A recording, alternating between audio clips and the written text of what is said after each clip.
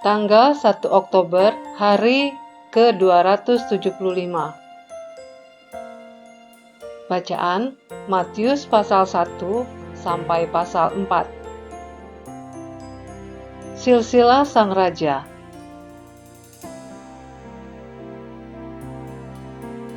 Garis besar,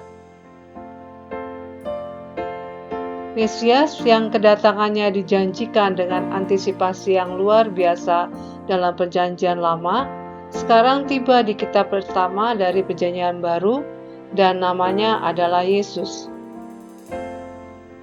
Dia berasal dari garis keturunan Raja Daud.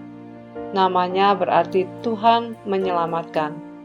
Dia layak disembah, dan orang bijak dari timur melakukan perjalanan jauh untuk memberi penghormatan kepadanya.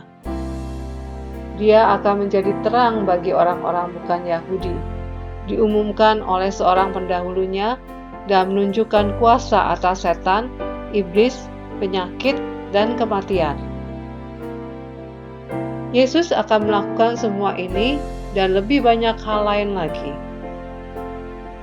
Mesias akhirnya datang. Renungan Harian. Seberapa baik Anda mengenal Perjanjian Lama Anda? Itu mungkin tampak seperti pertanyaan yang tidak biasa untuk ditanyakan ketika Anda mulai membaca Perjanjian Baru. Tetapi Anda akan segera menemukan bahwa kunci untuk memahami Perjanjian Baru adalah pengetahuan mendasar tentang Perjanjian Lama. Untuk membujuk orang-orang Yahudi untuk percaya kepada Yesus sebagai Mesias dan Raja yang telah lama ditunggu-tunggu, Matius menggunakan Perjanjian Lama sebagai bukti.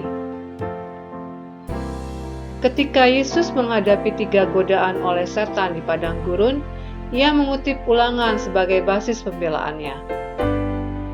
Garis bawahi setiap kutipan Perjanjian Lama yang Anda temukan dalam bacaan hari ini. Tunjuk, perhatikan frasa-frasa seperti ini terjadi untuk menggenapi pesan Tuhan melalui nabinya.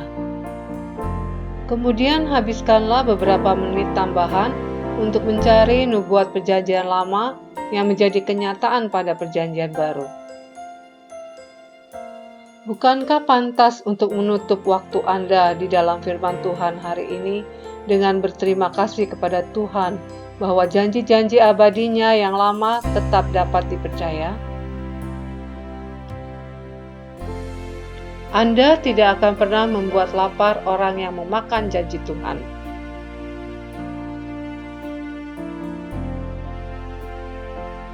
Pendalaman. Dejavu, Matius pasal 2 ayat 16. Ini bukan pertama kalinya seorang penguasa yang brutal mencoba menghapus satu generasi bayi Yahudi. Pasal 2 ayat 16. Begitulah cara Musa berakhir di rumah tangga Firaun. Ia dibuang ke sungai Nil dalam keranjang untuk menghindari pembantaian anak bayi laki-laki Ibrani. Dalam kedua kasus itu, Tuhan telah menubuatkan waktu bahwa seorang penebus akan datang. Dan dalam kedua kasus itu, musuh-musuh Tuhan berusaha menghilangkan kemungkinan pembebasan. Besar harapan tidak terpenuhi.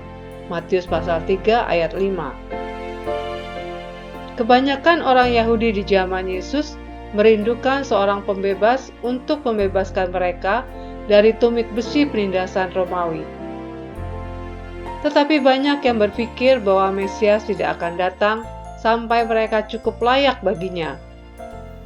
Salah satu gagasan yang biasa dipegang adalah bahwa Mesias akan datang hanya jika bangsa itu telah memelihara Sabat selama 4 minggu berturut-turut. Tetapi ada satu masalah. Secara kolektif, mereka tidak dapat melakukan semua hukum Musa bahkan untuk 1 hari. Yahweh mengutus juru selamat sebagai anugerah untuk orang-orang yang tidak sempurna, yaitu kita semua, bukan sebagai upah untuk orang benar. Amin. Tuhan Yesus memberkati.